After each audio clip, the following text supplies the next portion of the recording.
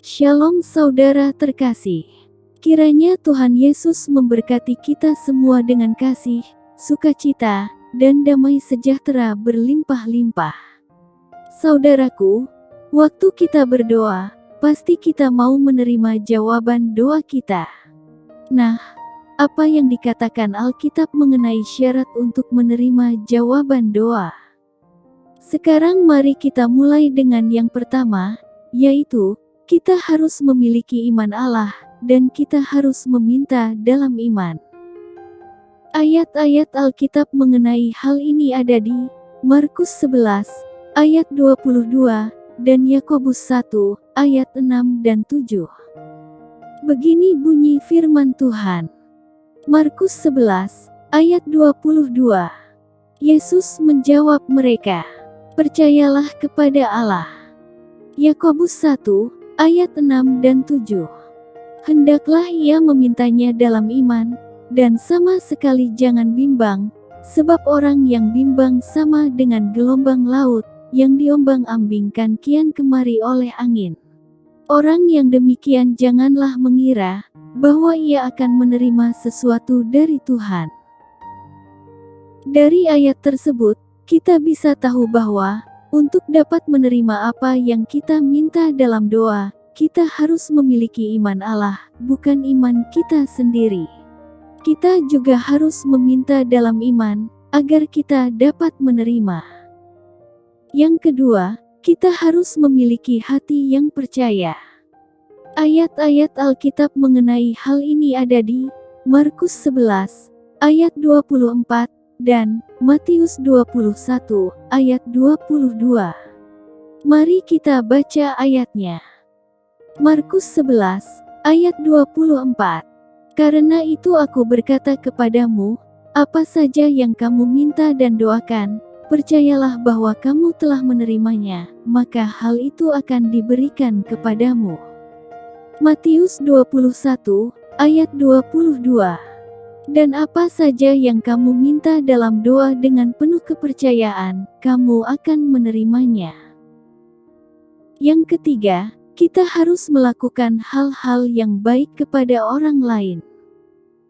Ayat-ayat Alkitab mengenai hal ini ada dalam Matius 7, ayat 12, Mazmur 18, ayat 26 dan 27, 1 Petrus 3, ayat 7.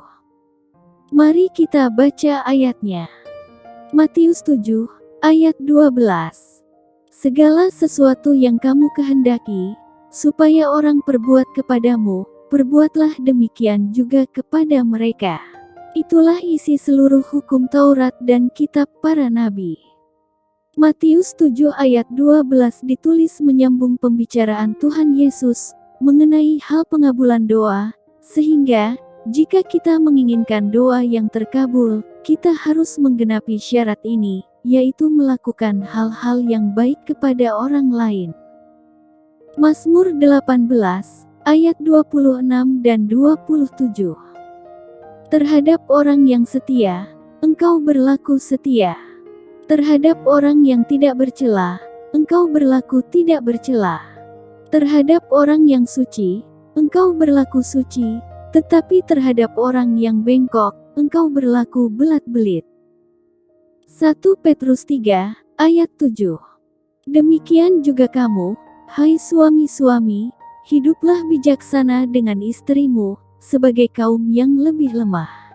Hormatilah mereka sebagai teman pewaris dari kasih karunia, yaitu kehidupan, supaya doamu jangan terhalang. Yang keempat, kita harus menaati perintah-perintah Tuhan, dan melakukan hal-hal yang menyenangkannya. Ayat-ayat Alkitab mengenai hal ini ada dalam 1 Yohanes 3, ayat 22, Yohanes 15, ayat 7, dan Yohanes 15, ayat 10. Mari kita baca ayatnya. 1 Yohanes 3, ayat 22. Dan apa saja yang kita minta, kita memperolehnya daripadanya, karena kita menuruti segala perintahnya, dan berbuat apa yang berkenan kepadanya.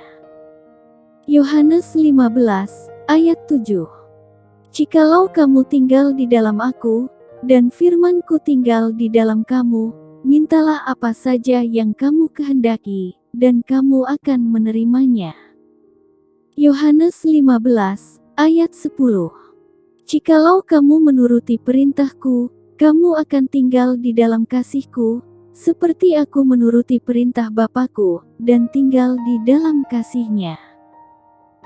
Yang kelima, kita harus memiliki sikap hati yang mau mengampuni. Ayat-ayat Alkitab mengenai hal ini ada dalam Lukas 11, ayat 4, dan Markus 11, ayat 25. Mari kita baca ayatnya. Lukas 11, ayat 4. Dan ampunilah kami akan dosa kami, sebab kami pun mengampuni setiap orang yang bersalah kepada kami, dan janganlah membawa kami ke dalam pencobaan. Markus 11, ayat 25.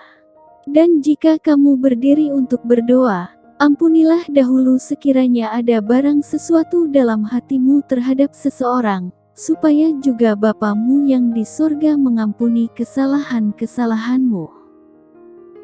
Yang keenam, kita harus mempraktekkan ketekunan. Ayat-ayat Alkitab mengenai hal ini ada dalam Lukas 11, ayat 8, Lukas 18, ayat 4-5, dan 1 Raja-Raja 18, ayat 42 dan 43. Mari kita baca ayatnya. Lukas 11, ayat 8. Aku berkata kepadamu, sekalipun ia tidak mau bangun dan memberikannya kepadanya, karena orang itu adalah sahabatnya, namun karena sikapnya yang tidak malu itu, ia akan bangun juga, dan memberikan kepadanya apa yang diperlukannya. Lukas 18, ayat 4-5. Beberapa waktu lamanya hakim itu menolak, tetapi kemudian ia berkata dalam hatinya, walaupun aku tidak takut akan Allah, dan tidak menghormati seorang pun, namun karena janda ini menyusahkan aku, baiklah aku membenarkan dia, supaya jangan terus saja ia datang, dan akhirnya menyerang aku. 1 Raja-Raja 18, ayat 42 dan 43. Lalu Ahab pergi untuk makan dan minum. Tetapi Elia naik ke puncak Gunung Karmel, lalu ia membungkuk ke tanah, dengan mukanya di antara kedua lututnya. Setelah itu ia berkata kepada bujangnya, naiklah ke atas, lihatlah ke arah laut. Bujang itu naik ke atas, ia melihat, dan berkata, tidak ada apa-apa. Kata Elia, pergilah sekali lagi. Demikianlah sampai 7 kali. Perhatikan bahwa Nabi Elia yang hebat dan diurapi pun, tidak langsung menerima setelah ia berdoa 1 kali kepada Tuhan. Ia harus berdoa dengan sungguh-sungguh sebanyak 7 kali, sebelum hujan turun. Yang ketujuh, kita harus meminta hal-hal yang akan mendatangkan kemuliaan bagi Tuhan saja. Ayat Alkitab mengenai hal ini terdapat dalam Yohanes 14, ayat 13 dan 14. Dan apa juga yang kamu minta dalam namaku, aku akan melakukannya, supaya Bapa dipermuliakan di dalam Anak. Jika kamu meminta sesuatu kepadaku dalam namaku, aku akan melakukannya. Ada sebuah kualifikasi yang diperlukan untuk menerima jawaban doa-doa, yaitu, apa yang kita minta harus merupakan sesuatu yang akan mendatangkan kemuliaan bagi Tuhan. Yang kedelapan, kita harus meminta hanya hal-hal yang akan meningkatkan sukacita kita di dalam Tuhan. Ayat Alkitab mengenai hal ini terdapat dalam Yohanes 16, ayat 23 dan 24.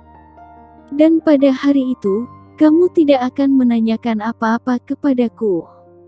Aku berkata kepadamu, sesungguhnya segala sesuatu yang kamu minta kepada Bapa, akan diberikannya kepadamu dalam namaku. Sampai sekarang kamu belum meminta sesuatu pun dalam namaku. Mintalah, maka kamu akan menerima, supaya penuhlah sukacitamu. Yang kesembilan, kita harus meminta sesuai dengan kehendak Tuhan. Ayat-ayat Alkitab mengenai hal ini ada dalam 1 Yohanes 5 ayat 14 dan 15. Kemudian Yakobus 4 ayat 2 dan 3. Mari kita baca ayatnya. 1 Yohanes 5 ayat 14 dan 15. Dan inilah keberanian percaya kita kepadanya, yaitu bahwa Ia mengabulkan doa kita, jikalau kita meminta sesuatu kepadanya menurut kehendak-Nya. Dan jikalau kita tahu bahwa Ia mengabulkan apa saja yang kita minta, maka kita juga tahu bahwa kita telah memperoleh segala sesuatu yang telah kita minta kepadanya. Yakobus 4 ayat 2 dan 3. Kamu mengingini sesuatu, tetapi kamu tidak memperolehnya. Lalu kamu membunuh, kamu iri hati, tetapi kamu tidak mencapai tujuanmu. Lalu kamu bertengkar, dan kamu berkelahi. Kamu tidak memperoleh apa-apa, karena kamu tidak berdoa. Atau kamu berdoa juga, tetapi kamu tidak menerima apa-apa, karena kamu salah berdoa, sebab yang kamu minta itu hendak kamu habiskan untuk memuaskan hawa nafsumu. Yang ke-10, kita harus memiliki rasa puas. Ayat Alkitab mengenai hal ini ada dalam Ester 2 ayat 15. Ketika Ester, anak Abihail, yakni saudara ayah Mordehai, yang mengangkat Ester sebagai anak, mendapat giliran untuk masuk menghadap raja, maka ia tidak menghendaki sesuatu apapun, selain daripada yang dianjurkan oleh Hegai, sida-sida raja, penjaga para perempuan. Sementara gadis-gadis lain meminta segala sesuatu yang terbaik, Ester puas dengan apa yang dia peroleh. Akibatnya, Ester menjadi ratu. Saudaraku, demikianlah ayat-ayat Alkitab, 10 syarat untuk menerima jawaban doa. Terima kasih. Tuhan Yesus memberkati.